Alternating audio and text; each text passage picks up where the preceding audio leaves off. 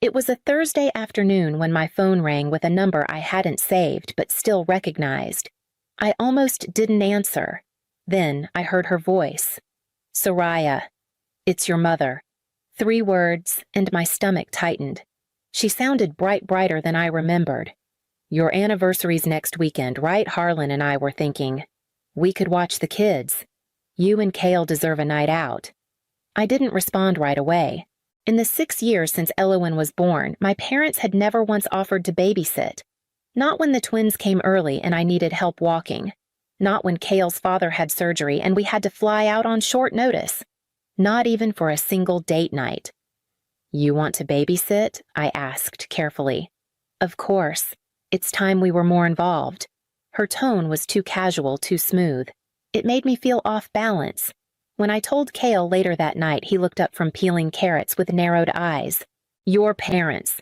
The ones who didn't show up for Elowen's preschool graduation because it wasn't worth the drive?" I nodded. "She called it stepping up. Said we deserve a night off." He didn't say anything for a while. Just kept slicing. "And you believe her, I don't know?" I said. "But part of me wants to. The part that still missed having a mother. The part that wondered if maybe, just maybe, she'd realized what she'd missed." Kale wiped his hands and leaned against the counter. "I'll go along with it, but only if we make a plan." That night, I lay awake listening to the twins' soft breathing through the monitor.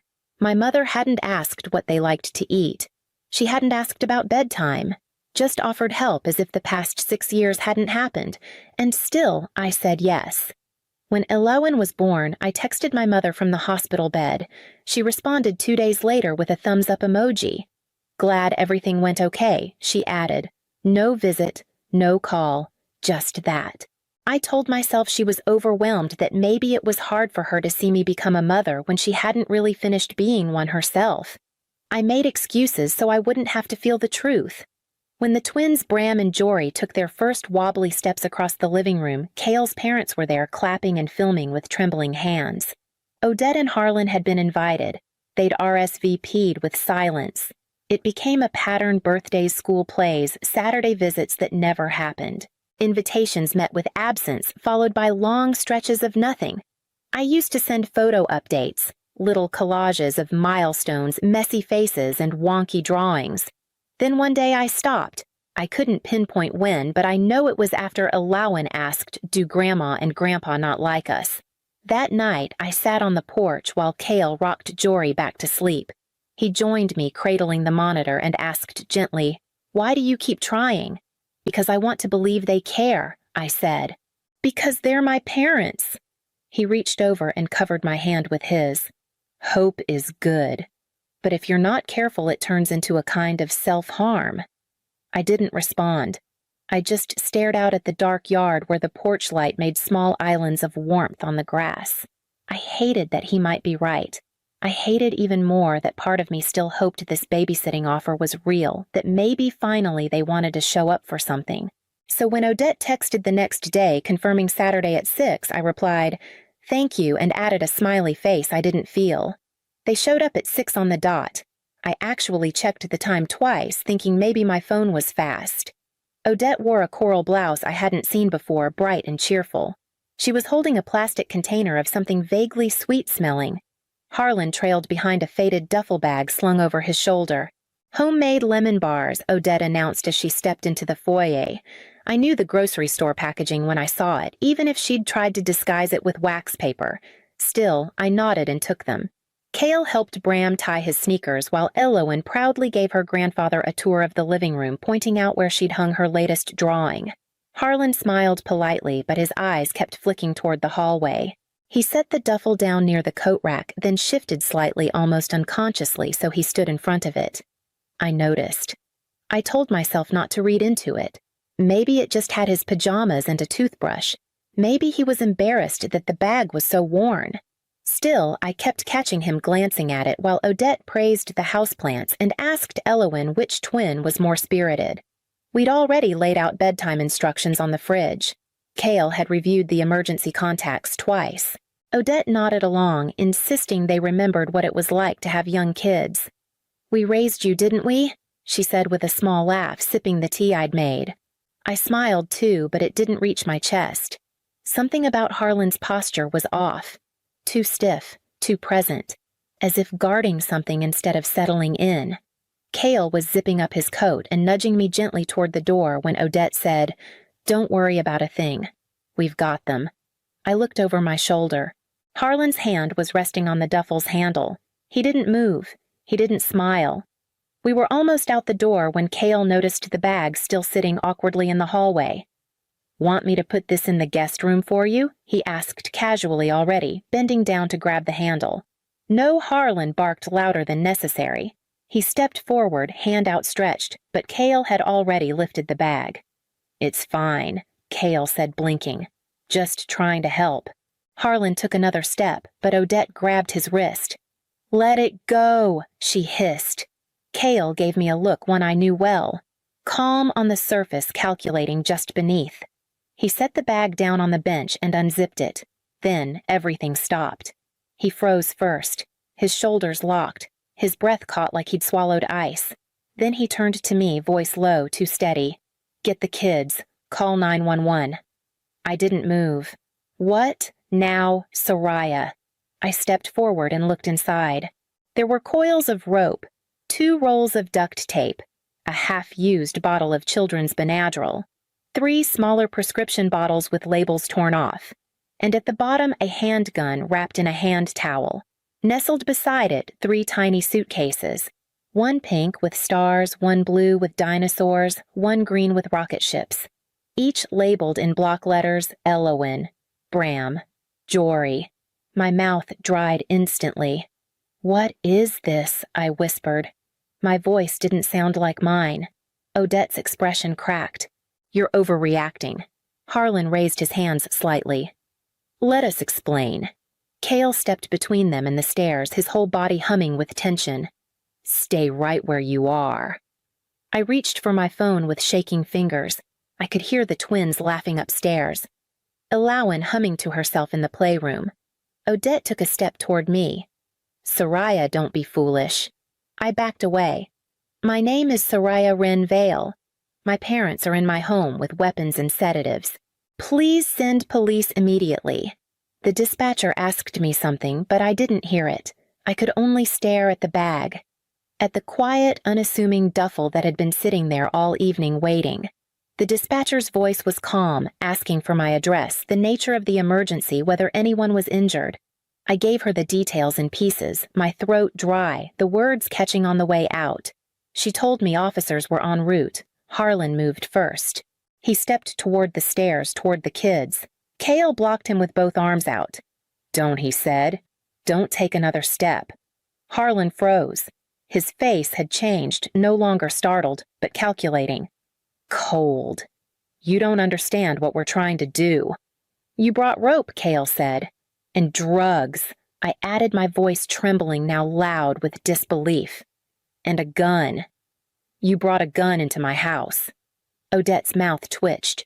"For protection," she said, as if it were the most natural thing in the world. "From who I asked. From anyone who would try to stop us from doing what's right." "What's right?" I echoed. I stepped between them and the stairs. "What exactly were you planning?" Odette's eyes glistened. "They deserve to know who we are. They deserve time with us. Real time, not filtered through your judgment. So you were going to take them?" I asked, quieter now. "Without telling us, we left a note," Harlan said. "It's in the side pocket." Cale bent down, pulled out a folded piece of paper. His face crumpled as he read. Then he handed it to me. "We're taking what's ours. You've had them long enough. Don't try to stop us." Odette was crying now, but it was twisted more rage than remorse. "You turned them against us. You let her parents be the only ones they know." I stared at her. "You had 6 years. "Pity invitations," Harlan snapped. "Always on your terms. We were never truly welcome." Sirens began wailing in the distance. Cale and I didn't move. We stood between them and the children. "I don't care if you think it was justified," I said. "You packed up drugs and rope and child-sized luggage. You were ready to disappear with them." "We weren't going to hurt them," Odette whispered. "You already have," I said. The red and blue lights splashed across our front windows. Tires screeched in the driveway. The front door swung open as officers flooded in with guns raised. The moment the police entered, Harlan stepped forward, trying to assert himself. "This is a misunderstanding," he said, holding his hands out, palms up. "We're their grandparents. We're allowed to be here." An officer moved past him and pointed to the bag. "Is this yours? I packed it," Harlan said. "We were just staying the night." Odette was crying now, her shoulders shaking as she clung to the edge of the entry table. "This is absurd," she gasped. "We were just trying to spend time with our grandchildren." "That's not a crime." Cale stood silently by the stairs, his arms out like a gate. I watched one of the officers unzip the bag, fully pulling items out one by one. The rope, the tape, the bottles, the gun. The officer looked at us. "Can someone tell me what's going on?" I handed him the note, the one from the side pocket. The words were neat, deliberate, typed in all caps. "We're taking what's ours." "You've had them long enough. Don't try to stop us." The officer's jaw tightened. He passed it to his partner. Another officer gently moved Odette to the side as she wailed something about betrayal. "She's always been like this," Odette snapped, gesturing at me. "Ungrateful, closed off. We tried to love her and she shut us out, and now she's poisoning our grandchildren too." I didn't answer. There was nothing left to say. Harlan's voice cut through her sobs. "You've given her too much power," he told the officers. "We're their blood. That should mean something." "That's not how this works," one officer replied, already pulling zip ties from his belt. "We didn't intend to hurt anyone." Harlan insisted, his voice rising now. "We just wanted time. Time away from this twisted version of a family she built." Cale let out a low breath. "You were going to drug them," Odette screamed. "They wouldn't have even remembered. We would have made it easy, gentle. We were saving them from what I wanted to ask, from bedtime stories and backyard sprinklers, from being loved in a way that didn't need obedience as proof. Instead, I just stepped back and let the officers do their job. As they led them out, I caught Harlan's eyes. For a second, I saw something flicker there, not remorse, not regret, just injury, as if we'd wronged him by stopping it. After they were gone, one officer stayed behind. He sat us down, asked questions, took photos, collected evidence. Upstairs, Alawan peeked out of her room, eyes wide and scared. I scooped her into my arms. "It's okay," I whispered. "We're safe now." But as I held her, I realized something sharp in my chest. They hadn't come for a visit. They'd come for a removal, a replacement, a rescue, as they called it, one we were never meant to return from. The next day, a detective named Alvarez sat at our kitchen table with a laptop open and a growing pile of documents spread between us. His face remained steady, but the way he tapped his pen made it clear he was holding back disgust. "They'd planned this for months," he said, turning the screen toward me. "There was a rental agreement for a property in New Mexico, 6 months paid up front under Odette's maiden name. It wasn't a condo, as they'd claimed. It was an isolated ranch house 45 minutes from the nearest grocery store. We found a storage unit in their name," Alvarez added. "Inside were survival supplies, school books, and a second set of suitcases. Bigger, adult-sized, no return tickets, no forwarding address." I stared at the screen but couldn't seem to blink. He clicked again. They also searched for "how to make children forget trauma" and "legal homeschooling in countries without U.S. extradition." I pressed my hands flat on the table to keep them from trembling. "We've also recovered 3 fake passports, the kids' photos, different names, different birthdays." He slid the folder toward me. I didn't want to look, but I did. Alawan was Catherine. Bram was Michael. Jory was David. They'd renamed them, rewritten their beginnings. They hadn't just intended to disappear with our children, they intended to rewrite who they were. "They never planned to bring them back," Cale said quietly. Alvarez nodded. "Everything we found supports that." I thought of the suitcases, of Elowen's scribbled drawings on the fridge, of the boys' toothbrushes side by side, of how all of it would have been gone overnight, replaced by silence and a note that dared to call them theirs. Odette hadn't just wanted to steal time, she wanted to steal identity, to raise them again this time right. Without me. Without us. Alvarez packed up his things and promised to keep us updated as the case moved forward. That night, I sat on the floor outside the kids' room long after they were asleep, unable to move. I couldn't stop thinking about what might have happened if Cale hadn't opened that bag. They were never going to just borrow our children. They were going to erase us, and they'd nearly succeeded. The trial started 3 months later. By then, the kids were sleeping through the night again, and we had changed every lock in the house. Still, I flinched every time the phone rang unexpectedly. In the courtroom, Odette looked smaller than I remembered, hair pulled back, tight wrists, limp in her lap. She cried often.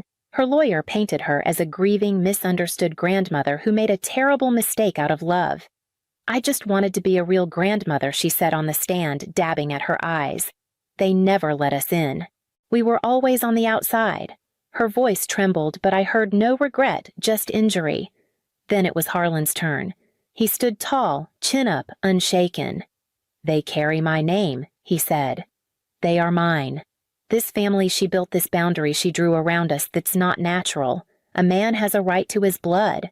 The prosecutor didn't flinch. She laid out the evidence clearly, the fake passports, the typed note, the premeditated drug use. She showed the jury what I already knew: this wasn't a breakdown. It was a plan. When I was called to testify, I focused on the facts. I didn't cry. I spoke for my children, not my anger. I described the bag, the way Harlan stood in front of it, the look in Cale's eyes when he unzipped it, the way Odette reached for me, not in apology, but in entitlement. "They didn't ask," I said plainly. They took. The jury didn't take long. Guilty on all counts. Attempted kidnapping, possession of controlled substances, firearm possession with criminal intent. Sentencing would come later. The courtroom emptied slowly, people whispering around us. Cale took my hand in the hallway, but I couldn't look at him. I stared down the long corridor instead, past the buzzing lights and peeling paint. I'd spent so much of my life trying to make them proud, trying to be something they could finally love. But all along, they hadn't wanted me. They'd wanted control. Even now, they couldn't see what they'd broken. And I finally understood, if they had never seen me as a daughter, they could never have seen my children as anything but trophies. 2 years have passed, but the weight of that night hasn't dissolved. It's just shifted. Alawan still checks the door locks before bed every night without fail. She calls it her superpower. We let her. We don't talk about why she started. The twins, now 5, barely remember any of it. Sometimes I envy that kind of forgetting. We never moved. Cale and I talked about it once, but ultimately we stayed. We changed the locks, added cameras, and repainted every hallway. There's a comfort in reclaiming the same space they tried to invade. Letters still arrive from the prison, always addressed in Odette's handwriting, sometimes a postcard, sometimes 10 pages. I used to read the first few lines. Now I don't even open them. Cale burns them in the backyard without a word. Last month I visited my cousin Mirelle. We hadn't spoken in years. She moved to Colorado when she was 19 to get away from Harlan's grip. I asked her about him, about what he was like when she was little. She didn't hesitate. He thought people were meant to be bent into usefulness. He saw family like land, something to inherit and control. I wasn't useful, so I left. It struck me that she didn't speak with bitterness, just clarity, a calm kind of survival. I envied that too. When I got home that evening, Cale was in the garden with Jory and Bram, helping them pull carrots from the soil. Elowen sat nearby with a book, her legs tucked under her like her father's. I watched them from the porch and let the stillness settle in. The truth is, I don't miss my parents anymore. I miss the idea of them, the version I used to carry around like a secret. The idea that maybe someday they'd see me not just their own reflection, that they'd choose love over legacy. They didn't. And I'm learning how to live with that. Because some stories end in fire, and some end in silence, letters, unopened names no longer spoken. We don't dress up or make reservations anymore. Our anniversary doesn't come with champagne or candlelight. It comes with pancakes, quiet walks, and all 3 kids piled into our bed before noon. Cale calls it our family anchor day. I think of it as the day we remembered what matters and what doesn't. This morning, Bram helped crack eggs into the bowl and spilled most of the shells. Jory insisted on carrying the juice pitcher and soaked his socks. Elowen sat in the sunroom after breakfast, sketching a picture of our backyard. She drew us all holding hands. She made the trees taller than the house. I sat with her while she shaded the sky. She didn't ask about my parents. She hasn't in a long time. I think about the bag sometimes. The one that sat at our door like a gift, quiet and unassuming. The one that carried the truth. People think evil looks loud, that it storms in shouting. But sometimes it arrives early, smiling, with lemon bars and promises. Elowen looked up at me as she colored. "Do you like it?" she asked. I did. I loved it. Not because it was perfect, but because it was hers. Later we planted a fig tree in the yard. The twins named it Captain. I don't know why, but it's growing already stubborn and green and alive. That's what this day is now. Not a celebration of marriage, but of presence, of choosing every day to protect what we build.